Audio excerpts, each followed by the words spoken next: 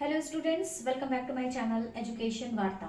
जैसा कि हम सभी को पता है कि बीएड के एग्जाम्स होने वाले हैं फर्स्ट सेमेस्टर और थर्ड सेमेस्टर के। इसके अलावा भी सीटेट के एग्जाम्स चल रहे हैं और बहुत सारी एग्जाम्स अब आप लोगों को देना है।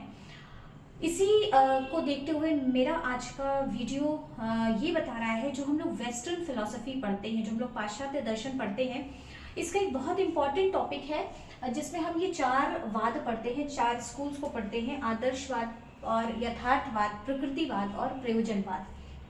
तो आज मैं इसका ओरिजिन हुआ और इसके बाद इसके कौन से फॉलोअर्स हैं, इसके फादर कौन है और इसके जो फॉलोअर्स हैं और किस तरीके से ये आगे बढ़ा, इसकी हम एक कंपैरेटिव स्टडी कहें या मैं ये कहूँ कि एट अ ग्लांस एक साथ एक बार में मैं आपको इस वीडियो के माध्यम से समझाने का प्रयास करूँगी। तो आज शुरू करते हैं आदर्शवाद से। आदर्शवाद, जिसको हम लोग आइडियलिज्म भी कहते हैं, विचारवाद भी कहते हैं, और ये एक ऐसी विचारधारा, ये एक ऐसा दर्शन जो विचारों की बात करता है। विचार ही अल्टीमेटली सत्य होते हैं, इसकी बात को करता है आदर्शवाद। हम लोग नेक्स्ट वीडियो में इसके पूरे दर्शन को समझेंगे, लेकिन आज हम लोग इसके ओरिजिन की बात करते हैं, कैसे ये एग्जिस्टेंस में आया और कौन इसके फॉलोअर हैं, कौन इसके फादर हैं, इसके बारे में। तो इसलिए अभी हम लोग उसके कॉन्सेप्ट पर नहीं जाएंगे, अभी हम लोग सिर्फ बात करेंगे ये किस तरीके से हमारे सामने आया। तो आदर्शवाद, आइडियलिज्म जिसको कहते हैं, बेसिकली जब भी हम किसी विचार की बात करते हैं तो विचार को आप ये नहीं कह सकते हैं कि स्पेसिफिक इस डेट को शुरू हुआ या इस सन या इस दिन किसी विचार का प्रादुर्भाव हुआ या वो एग्जिस्टेंस में आया, क्योंकि विचार ऐसे नहीं होते हैं कि आप ये कह दें कि कोई एक डेट है, फला डेट से ये विचार हमारे दिमाग में आया, तो ऐसा नहीं होता। तो मैंने आप यहाँ पर लिखा है आदर्शवाद में 16वीं शताब्दी, यथार्थवाद में 17वीं शताब्दी, प्रकृतिवाद में 18वीं और प्रयोजनवाद में 19वीं शताब्दी। मैंने यहाँ पर लिखा भी उसी हिसाब से है जिस क्रम में ये आगे आए हैं, हमारे सामने ये प्रस्तुत हुए हैं। तो आदर्शवाद, यथार्थवाद, प्रकृतिवाद और प्रयोजनवाद मैंने उसी चारों के क्रम में रखा हुआ है। तो आदर्शवाद की सबसे पहले बात करते हैं अगर मैंने इसमें यहाँ पर लिखा हुआ है 16वीं शताब्दी। 16वीं शताब्दी, मैंने जो भी सन यहाँ पर शताब्दी लिखी हुई, जिन भी सेंचुरीज का मैंने यहाँ पर जिक्र किया है, इसका मतलब है इस समय, अगर मैं 16th सेंचुरी की बात करूं तो इस समय आदर्शवाद अपने चरम पर था। मतलब उसको जितनी उसकी प्रगति होनी थी वो वहां तक पहुंच चुका था। हर तरफ आदर्शवाद को लोग समझ रहे थे, जान रहे थे। तो मैंने यहाँ पर वही शताब्दी का जिक्र यहाँ पर किया है। तो आप उसमें कंफ्यूज मत होइएगा अगर आप किसी किताब में देखते हैं और आपको लगता है कि वो 15वीं शताब्दी से स्टार्ट कर रहे हैं, 14वीं शताब्दी से शुरू कर रहे हैं, तो यहाँ तक जाते जाते, प्लेटो तक पहुंचते पहुंचते वो 16वीं शताब्दी की ही बात करेंगे।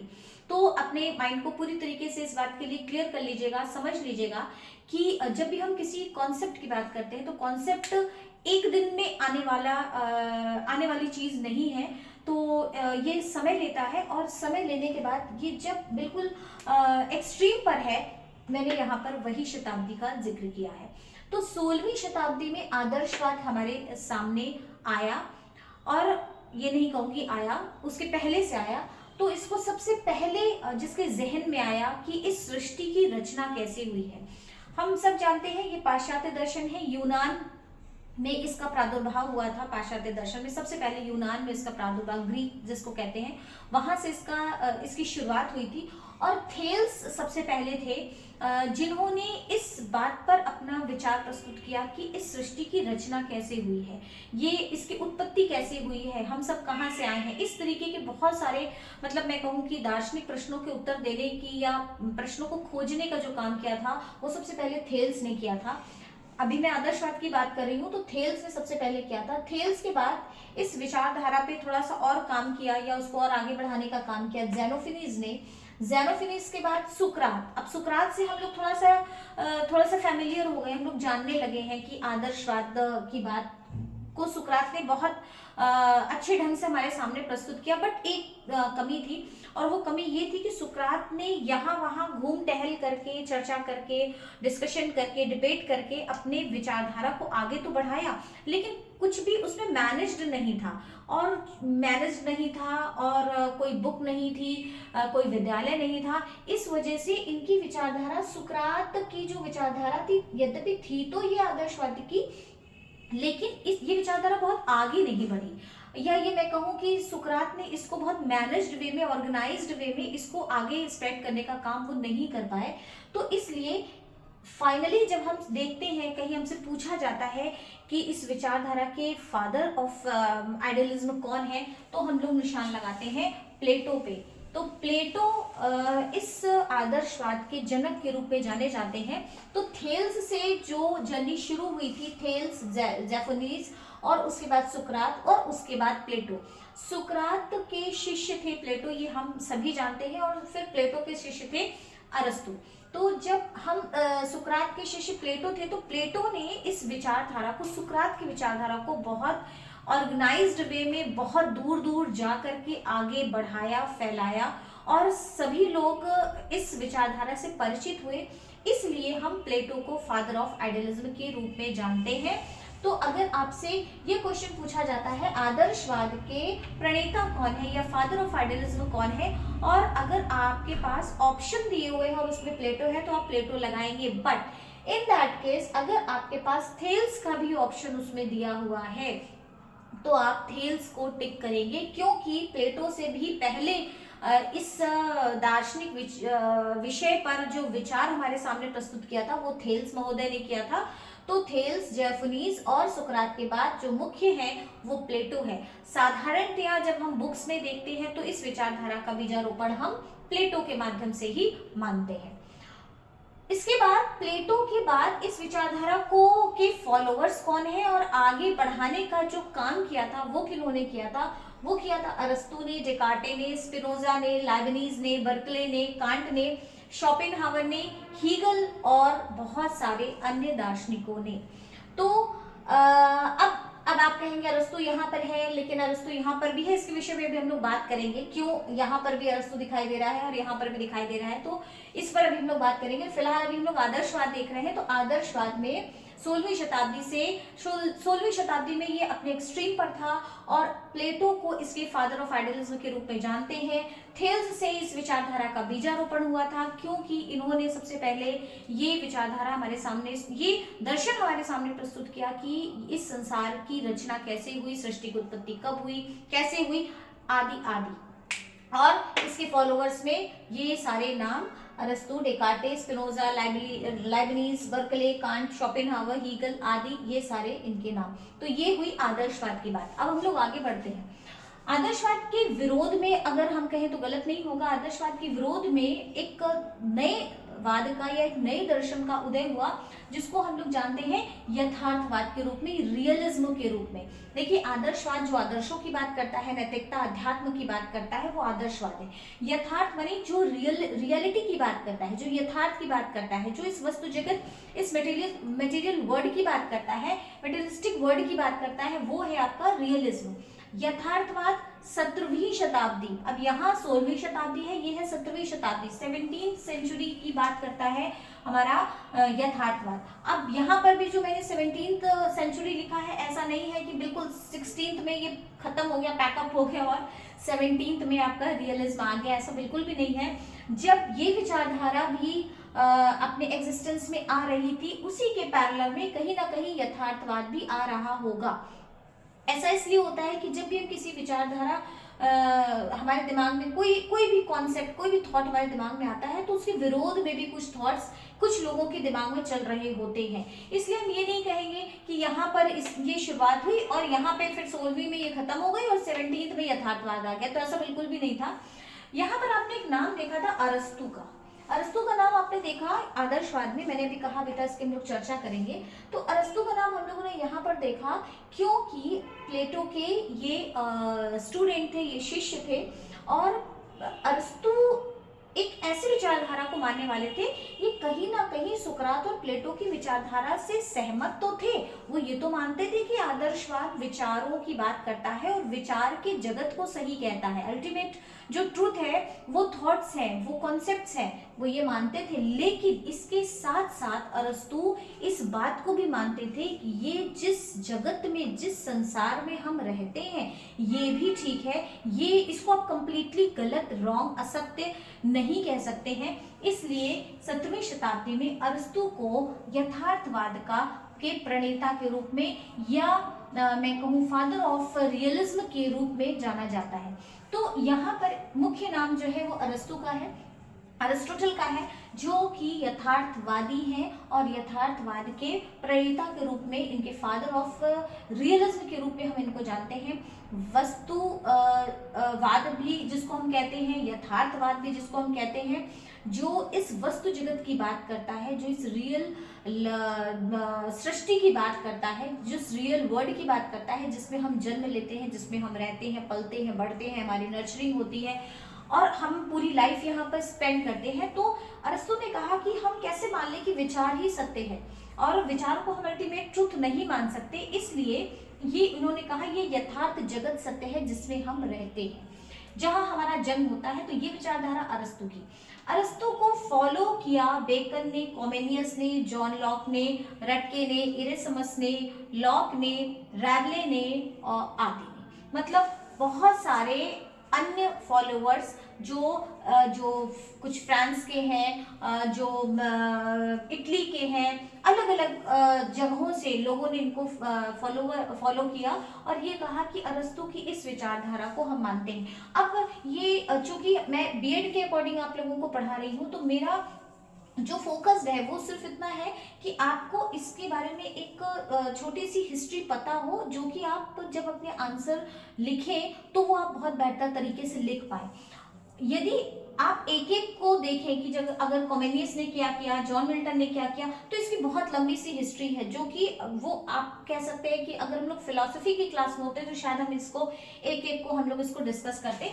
बट यहाँ पर बीएड की क्लास के लिए आपके लिए यही एक पूरा का पूरा जानने के लिए एक उपयुक्त है कि बस आप इतना समझ लीजिए, ये 16वीं शताब्दी 17वीं शताब्दी में यथार्थवाद का उदय हुआ। अरस्तु इसके मुख्य रूप से प्रणेता कहे जाते हैं। Bacon, Comenius, John Milton, Locke, Erasmus, Ratke, रैवले एटसेट्रा आदि बहुत सारे फिलोसोफर इनको फॉलो करते थे। तो ये है आपका यथार्थवाद। ये 16वीं सेंचुरी, ये है 17वीं सेंचुरी। और इसके बाद अब हम आते हैं प्रकृतिवाद की तरफ। यथार्थवाद, अब अगर हम लोग नाम पे भी फोकस करें तो आप बहुत आसानी से चीजों को समझ जाएंगे। आदर्शवाद आदर्शों की, नैतिकता की बात, मोरालिटी की बात करता है। यथार्थवाद रियलिज्म रियलिटी की बात करता है, मेटेरियलिस्टिक वर्ल्ड की बात करता है, जहां हम रहते हैं उसकी बात करता है। तो ये यथार्थवाद है। अब प्रकृतिवाद क्या बात करता होगा? प्रकृतिवाद प्रकृति की बात करता है। वो ये कहता है ठीक है, यथार्थ को भी हम मानते हैं, आदर्श को तो ये कंप्लीटली स्वीकार नहीं करता है, उपेक्षा करता है, मना करता है, विरोध करता है। तो प्रकृतिवाद आदर्शवाद का कंप्लीटली विरोध करता है। वो कहता है आध्यात्मिकता जैसी कोई चीज नहीं होती, क्योंकि अकेला ऐसा दर्शन है जो स्पिरिचुअलिटी की बात करता है। तो प्रकृतिवाद कह रहा है कि स्पिरिचुअलिटी कुछ नहीं होती, आध्यात्मिकता कुछ नहीं होते, सब कुछ क्या होता है? प्रकृति होती है। तो ये प्रकृति की बात करता है। 18वीं शताब्दी में ये अपने एक्सट्रीम पर था। प्रणेता कौन थे वो अभी हम लोग आगे देखेंगे। तो हरक्लाइटिस से इसकी शुरुआत हुई, जहां पर हरक्लाइटिस ने बताने का प्रयास किया कि यथार्थ जगत भी ठीक है। उन्होंने इसको भी स्वीकार किया, ये भी कहा कि यथार्थ जगत को भी हम नकार नहीं सकते, लेकिन जो अल्टीमेट ट्रूथ है, जो सही मायने में सत्य है, वो है प्रकृतिवाद। और प्रकृतिवाद में इन्होंने ये भी कहा कि अग्नि से इसकी उत्पत्ति हुई है। मतलब अलग अलग बहुत सारे दार्शनिक, किसी ने वायु से बताया, किसी ने अग्नि से बताया, तो इन्होंने कहा अग्नि से इसकी उत्पत्ति हुई है।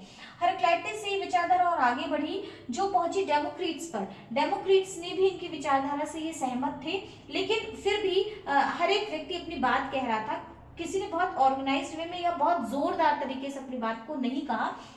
तो हेराक्लिटस को इस मतलब प्रकृतिवाद के मुख्य माप कह सकते हैं, मुख्य नाम के रूप में जान सकते हैं, या जहां से बीजारोपण हुआ, जहां से शुरुआत हुई, ओरिजिन ऑफ नेचुरलिज्म से हम हेराक्लिटस का नाम ले सकते हैं। डेमोक्रेट्स ने इनकी विचारधारा को आगे बढ़ाया। डेमोक्रेट्स के बाद हॉब्स, डार्विन, लेमार्क का भी नाम आता है, जिन्होंने प्रकृति को सबसे पहले सबसे महत्वपूर्ण स्थान दिया और ये कहा कि अगर प्रकृति किसी से कोई सीखता है तो हमें किसी चीज की जरूरत नहीं है, प्रकृति उसको सारी चीजें खुद सिखा देगी। ऐसी विचारधारा को रखने वाले हॉब्स, डार्विन और लेमार्क। फिर इन्हीं सारी विचारधारा को आगे बढ़ाया वोल्टेयर ने। वोल्टेयर ने भी उस समय की जो स्थितियां थी, उन्होंने दमनकारी जो नीतियां थी सरकार की, लोगों की, उस नीतियों के खिलाफ इन्होंने मुद्दा उठाया और वोल्टेयर ने इस पे बहुत सारा काम किया। तो वोल्टेयर भी एक बहुत प्रमुख मुख्य नाम है प्रकृतिवाद का।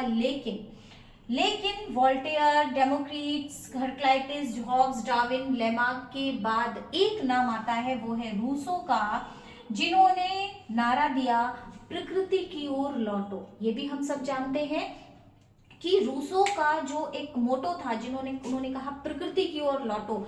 अब प्रकृति की ओर लौटो का मतलब है कि ये यथार्थ, अध्यात्म, ये सारी चीजें अपनी जगह पे हो सकती हैं, ठीक हो, यद्यपि अध्यात्म का पूरी तरीके से इन्होंने विरोध किया था, लेकिन इन्होंने कहा प्रकृति ही सब कुछ है।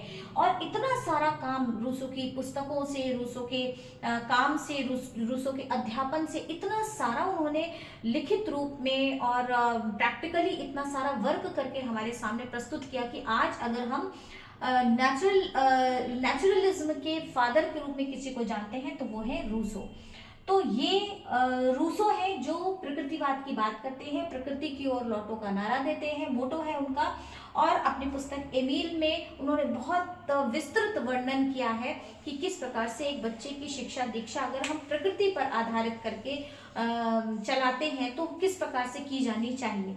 तो यद्यपि उसमें बहुत सारी कंट्राडिक्टरी बातें भी हैं, बट अब आज हमारा वो विषय नहीं है। अभी हम इसका एक संक्षिप्त परिचय सिर्फ देख रहे हैं, इनका ओरिजिन कैसे हुआ। तो ये है रूसो।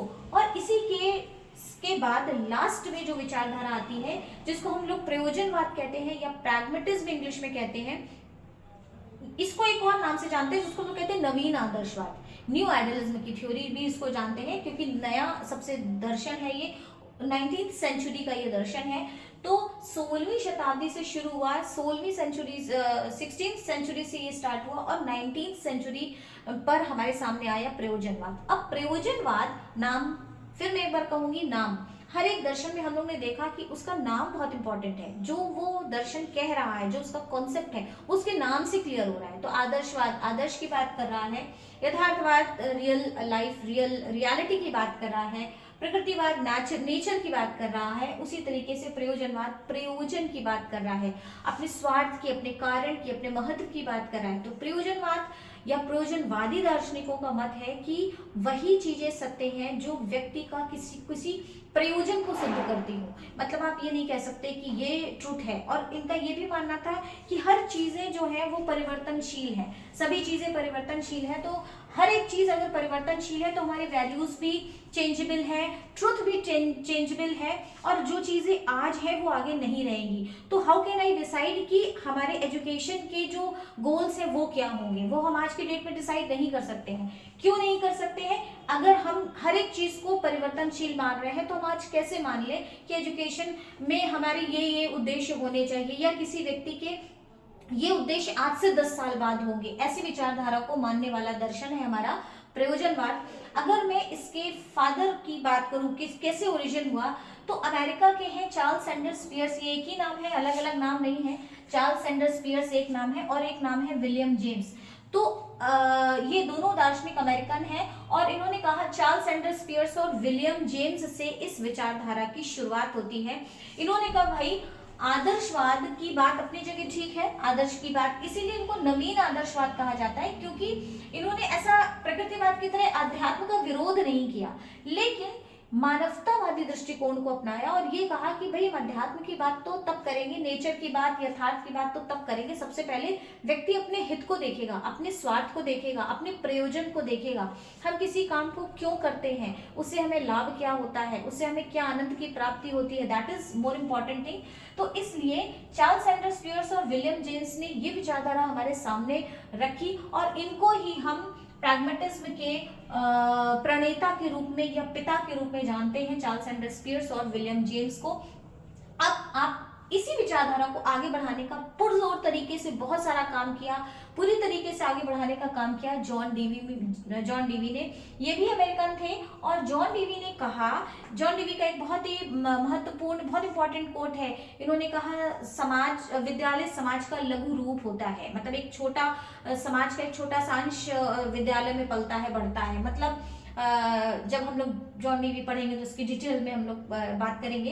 तो जॉन डीवी इनकी विचारधारा को मानने वाले एक बहुत प्रमुख दार्शनिक, विचारक, शिक्षा शास्त्री, और जॉन डीवी के स्टूडेंट थे किलपैट्रिक। इन्होंने प्रोजेक्ट मेथड की भी बात की थी। तो जॉन डीवी की विचारधारा को आगे बढ़ाने का काम किया किलपैट्रिक ने, इसके बाद शिलर और क्विंटिलियन, और इनके साथ साथ बहुत सारे और लोग भी थे जिन्होंने इस विचारधारा को आगे बढ़ाया। तो ये जो बात थी, आदर्शवाद, यथार्थवाद, प्रकृतिवाद और प्रयोजनवाद, ये चारों दर्शन किस तरीके से अस्तित्व में आए, सब दर्शनों ने क्या बातें हमारे सामने प्रस्तुत करी, कहाँ से इसका शुरुआत हुई, हर एक दर्शन की कौन सी एक मुख्य विचारधारा है। कोई विचार की बात करता है, कोई यथार्थ जगत की बात करता है, कोई प्रकृति की बात करता है, और कोई अपने प्रयोजन की बात करता है। अगर हम इन नामों को ध्यान में रखें तो हम इन चारों दर्शन की बहुत ही बेहतरीन तरीके से उनकी व्याख्या कर सकते हैं।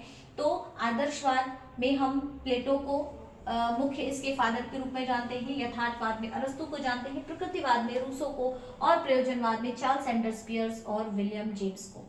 तो ये था आज का मेरा टॉपिक, जो इस बात को कवर करता है। जब हम बीएड में पढ़ते हैं, हम चारों दर्शन बीएड में पढ़ते हैं, और चारों दर्शनों में बहुत सारा स्टूडेंट्स की ये कंफ्यूजन होती है कि कैसे इसका ओरिजिन हुआ, किसके फादर कौन है, वो बहुत मिसमैच सा हो जाता है और वो समझ नहीं पाते हैं। क्योंकि बीएड करने वाले बहुत सारे, एक बड़ा वर्ग ऐसा होता है जो साइंस को बिलोंग करता है, जो साइंस पढ़ करके आया है, या वो पहली बार वो दर्शन पढ़ रहे हैं, तो उनके लिए थोड़ा सा डिफिकल्ट होता है इन चीज़ों को समझना, इन कॉन्सेप्ट को समझ पाना। तो इस छोटे से वीडियो के माध्यम से आज मैंने ये समझाने का प्रयास किया। अब मैं इसी जो सीरियल है इसी को मैं आगे बढ़ाऊंगी, और मैं इसी की सीरीज आगे लेकर के आऊंगी, जहां पर हम लोग बात करेंगे सभी दर्शन सिद्धांतों के रूप में कहाँ तक एक साथ है या किस तरह से अलग है। तो नेक्स्ट वीडियो में हम लोग वही बात करने वाले हैं।